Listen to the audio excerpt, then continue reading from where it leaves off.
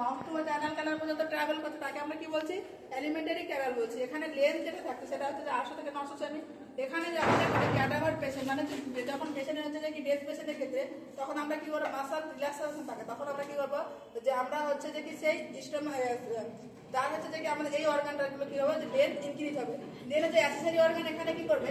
যেটা ডাইজেস্টিভ সিস্টেমে হেল্প করবে, যেমন হচ্ছে টিথ আমাদের যে তার চাবাতে শেষ করছে, যেমন স্যালিভারি গ্ল্যান্ড কি করছে যে স্যালিভা সিক্রেট করছে, তারপরে প্যানক্রিয়াস জুস সিক্রেট করছে, লিভার যেমন হচ্ছে যে এখানে হচ্ছে বাইল সিক্রেট করছে, গল ব্লাডার রিস্টোর করাচ্ছে। এরাও কি করছে যে ডাইজেস্টিভ সিস্টেমে হেল্প করছে।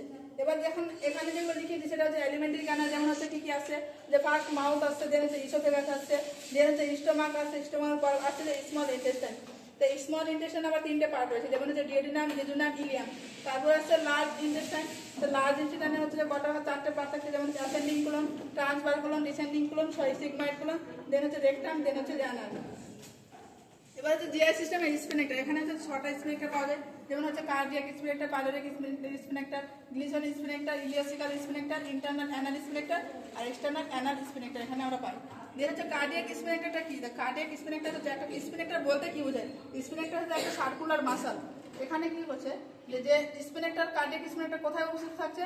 যে lower part of the oesophagus আর স্টার্টিং পয়েন্ট অফ দ্য স্টোমাকে কি থাকছে? যে কার্ডিয়াক স্পিনেক্টার থাকছে। এই কার্ডিয়াক স্পিনেক্টারটা কি করছে? যে এটা ব্যাকফ্লো করছে, ব্যাকফ্লো হতে প্রিভেন্ট করছে। কারণ যে স্টোমাক থেকে যে ফুডগুলো রয়েছে সেটা কি করছে? ব্যাকফ্লো আসতে কি করছে? বাধা দিচ্ছে। কোন স্পিনেক্টার? কার্ডিয়াক স্পিনেক্টার। এবং আমরা দেখি যে বাচ্চাদের ক্ষেত্রে যেমন দেখি যে বিশেষ করে 1 বছর বয়স পর্যন্ত কি জানি যে পুরো ম্যাচিওর হয় না, ফুললি কি করা হয় যে ম্যাচিওর হয় না বলে কি হয় বাচ্চারা কি করে খাওয়ার পর বমি করে। সেজন্য আমরা সেই বমিটাকে প্রিভেন্ট করার জন্য আমরা কি করি মাকে যে বার্পিং করতে বলি, যে খাওয়ার পর কি করতে হবে বাচ্চাকে বারবার ঢেকুর করতে হবে। আমরা মাকে অ্যাডভাইস দিই। আজকে